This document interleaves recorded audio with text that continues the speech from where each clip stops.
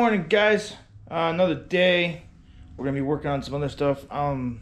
First things first, though, I want to thank all my new subscribers. Thank you for all your support. We have passed 250. Yay! So let's just keep it going. I'm not greedy, so the more followers I have, the more followers I have. So, but today we're out of the garage. It has been cold in Utah, as you can tell. I'm in the garage, and it's cold. It's like cold. It's been like 5 degrees out without a wind chill. But it's cold. So in the garage currently, I don't know if you can see that, but it is sitting about 30 degrees. It's cold. It's colder outside the building too. So we're gonna get this heater fired up, and then we'll talk about what we're gonna be doing. So we got our heater going. We're in the corner. It'll warm up soon. A few minutes. Thank you, brothers. Check it. Check it this more. It's heated. But today, I know we've neglected her for a while. So GT6. Last video you saw was we put the gas tank in. Got that all set up and set done. Also, I guess a couple other things I can't remember what we talked about in the video. But today we did have the parts come in for the brakes, so we can actually get the rear brakes done. We can get that stuff all bled and set up, and then we'll go from there, because that's going to take a minute, because I got to get the rear brakes all back together. Lines bled, all that fun stuff. So, but for a recap on this, if anybody's just barely joining my channel, this is a 73 Triumph GT6 MK3. I got it on a good deal. Everything is there. The seats are actually in a different storage unit at the moment. So as I hit the button on my phone to stop recording, but we've done all this stuff. The interior is in decent shape. We just need to do a few things to get it together. I haven't done anything in the inside yet, except for like the gas tanks and stuff in the rear. This is all brand new, been redone. If you saw the previous video, the gas tank. We're just waiting. The sending unit did come in, so we can get the sending unit in. I need to go get a couple other things for the evap stuff eventually, but this is what she looks like. There's a few parts laying around, some other things, but well, that's pretty decent, pretty good shape. No rust a lot of places either. Check out that video too when we've been talking. Did a few things on the engine build. Check that out as well. So she's actually, you know, pretty decent shape. Got the tune-up all done. That's all ready to go, but she's basically ready to run. Yeah, if you go into my playlist, look up Triumph, you can see the current status all the way to the build on this whole thing so far. So maybe we'll talk about that in a little bit. Anyway, we're going to actually work on the brakes. We gotta get this thing up off the ground. We're gonna start with the rear brakes, get them done, get back up in front, check them out, and some other things too as well. Not a whole lot going on. There's just a lot going on to get this thing ready. I'm crossing my fingers that hopefully here soon, in the next week or two, that we could actually take this thing out of the garage on its own power, back it out, and actually go through the gears, make sure everything works, even though we did spin over a little bit. But I had to get fluid stuff ordered for the transmission and the differential and other stuff ordered. So that's all set and done. Got a couple of things I gotta take care of in the front here too as well. So, but hopefully next couple of weeks that we can have this on its own power. So let's get this thing jacked up on stands and work on the brake. Oh, boom. So I'm hoping you guys can hear me with the heater going on right there. But here's the old calipers. We tried to, everybody remembers, right, the bleeder valve on this broke off on these ones. So we tried to tap it and die it out, but it just kept breaking on my taps and dies. So we're not gonna bother with that. We just ordered 2 brand new ones. 2 brand freaking new ones.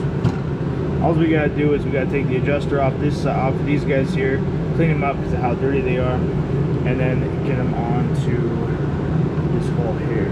So that's what we gotta do. Hopefully these come out nice and easy and don't fight us. But stick them in the vise and just pop them out, I guess. Alright, so actually seemed pretty easy to pull it out. We just cleaned it up so it's not so dirty. Didn't look like that one. This one's pretty it's pretty dirty. So we're gonna start with the one side first. get this in there, fits nice and easy. So that's the left side. Leave the left side done, and then it just goes back together nice and easy. Well, so we're over here. Got the brake stuff. Now we got new stuff too, but we're gonna get this all back together. Cylinder goes in there. It all kind of hooks up. It's kind of really simple. We did a couple other things to get a couple tool wise, but yeah, I don't know. Still waiting on shocks too. Those haven't shown up yet. Those have been ordered for a while now, so let's just these brakes done. There you go, buddy. Brakes back on. Now they're a little rusty, but there's still a ton of pad left on these old ones, so they're just gonna run it for now. Calipers in. All we gotta do now is we gotta put the rotor back on, or the drum back on.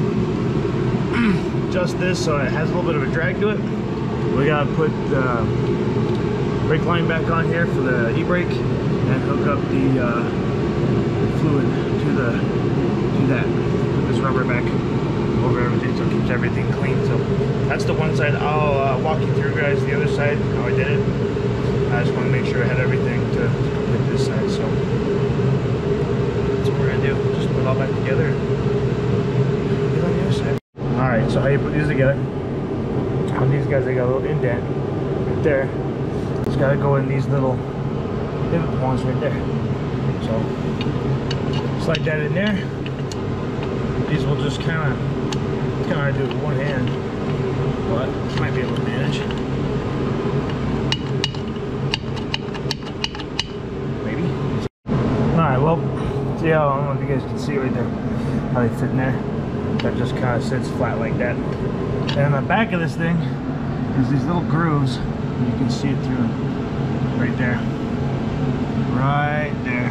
Probably too dark, but they get held in by these two retaining clips. The one goes on the back, and then the other one will just follow suit. See if we can put somewhere you stay and see what's coming out. So this will go on. This will go underneath. And these two little nipples lines up with these two holes, hold it in place, just like that so it doesn't move around too much. Alright, so you get those in. I don't know if you can see it right there. Those little bubble things are. They just go in. So just like that. So the whole thing just sits there, looks like that. So we gotta get. Alright, so after that, I got a little tensioner here. Gotta get it. Put it in there just like that, so it stays in place. So the easy way to do this is put both brakes on at the same time. Not sure if you guys are going to be able to see this, but it's interesting. So first thing, we gotta get this spring around our brakes here. So it's just like that. This guy's gonna fit in behind there. I'll put it on the tensioner. And that's where they sit on the brakes right there.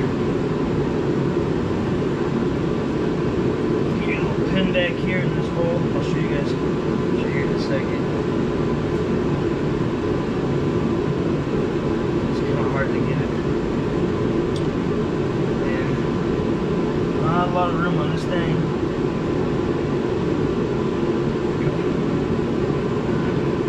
Everything lines up. Grab one of your little springs, put it on there. You put your little twist caps, or bolt caps, maybe we'll call this thing.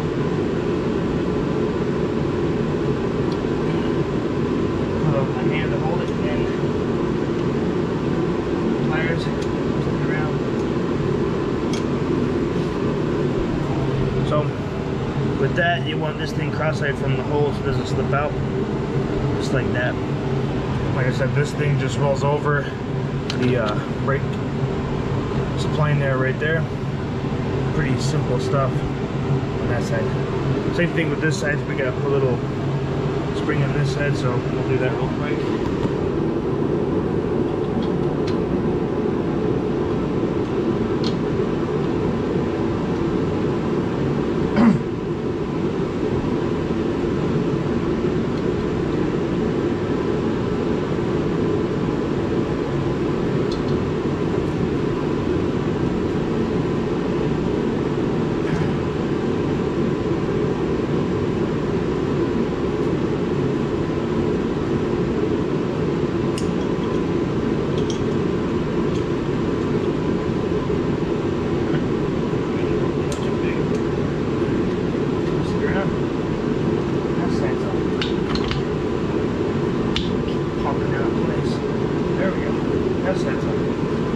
After we get done with that, we gotta take this spring here. Just gonna hold the bottom and get it. So it's gonna run from this side hole over to this side hole here. So basically, you're just gonna grab a pair of pliers or vice grips or whatever.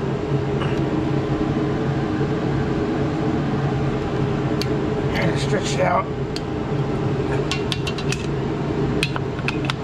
Pop it in place right there. Just like that.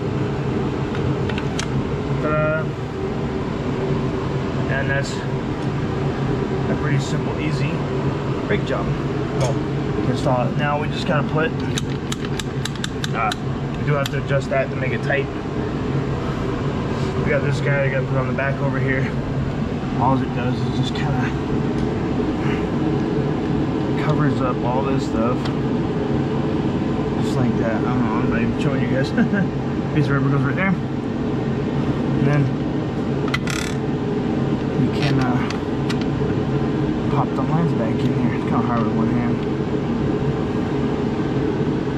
Alright, well, we're going to get a tool for that. Get a wrench on this, tighten this up there, tighten the other one, be there on the other side. So that's it with that. And then we just got to adjust this a little bit by moving this out. So it'll tighten up. What you're looking for is when you put the drum on and you kind of spin a little bit, you want just like a little bit of drag there. You don't want much, but then you don't want a whole lot either. It's too much. It's too much braking.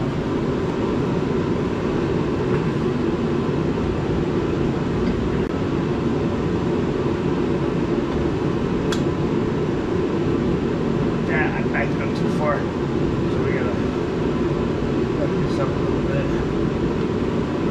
Not too far.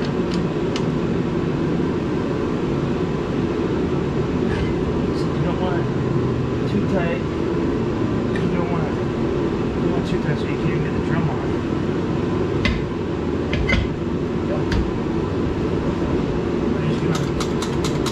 These ones are really simple because the parking brake actually.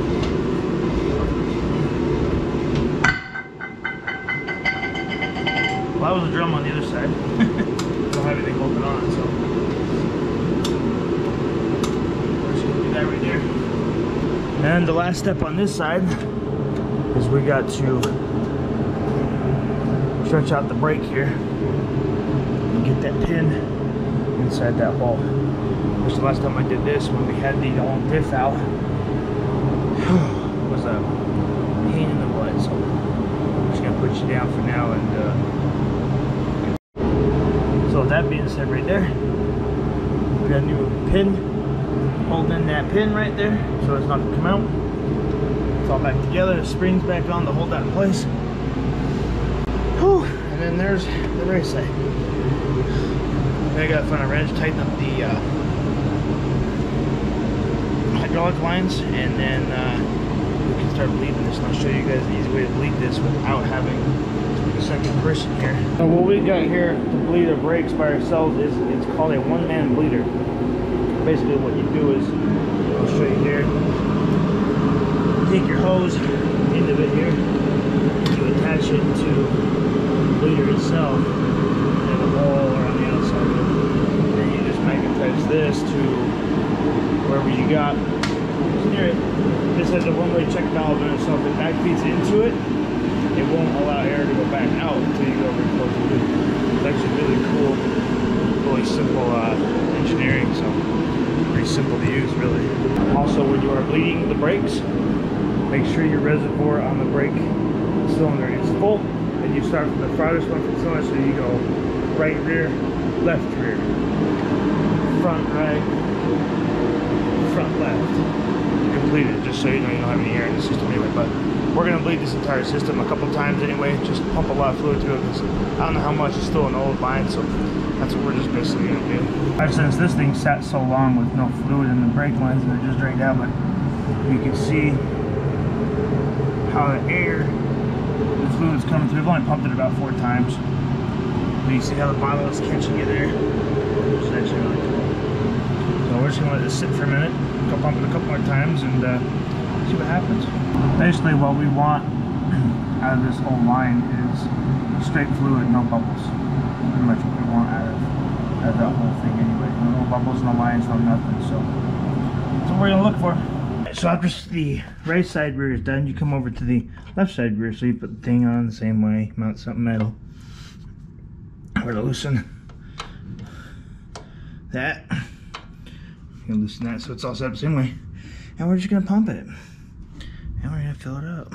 Show you guys here how that bottle, you can see the air bubbles. Oh, there's a big one. Come through. See more there.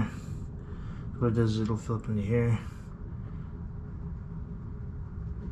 That's all it's doing, basically, one-man bleeder. You can see how dirty this is. You can see a little black crap in there. It's gross. It's really gross. Well, guys, we have bled all the brakes. I just went ahead and did the last 2 just to make it easier and just get it done real quick. Right now, I'm pretty sure that the brakes actually feel pretty solid. So let's give it a little. Oh yeah. Oh yeah. Pretty solid. So let's see what happens when I push on this brake with my board here. Oh yeah, we can't spin that. Looks great. Now we're off the brakes and we're able to spin it. Cool. But I forget what the heck that noise is. That's kind of weird. But anyway. Just because there's no shock on it. That's why. Duh. I'm hearing things. Anyway, so the brakes are all done. We gotta make sure that we top off our all brake fluid here, just to make sure we're not running dry. Put the lid back on her here. There we go. And that's it there. So hopefully that's pretty easy for you guys to do. So I think that's gonna end that video there. Just a short, simple, put the brakes together, get that thing done. So pretty easy. Now we're gonna get to work on some other things. I gotta check out. We gotta do shocks on the front, some other things. Tie the motor, half the motor part in the front, find out where the coolant leak's coming from, because it's leaking coolant somewhere. Not sure where. A few other little things to go before we actually get to drive this thing. Fluid change on the transmissions, fill the diff back up. Yeah, not fun stuff. Anyway, if you guys like this video, give it a thumbs up. If you want to subscribe for more, subscribe for more. Leave us a comment, share us, follow us, all that fun stuff. Anyway, yeah, this is what we're doing.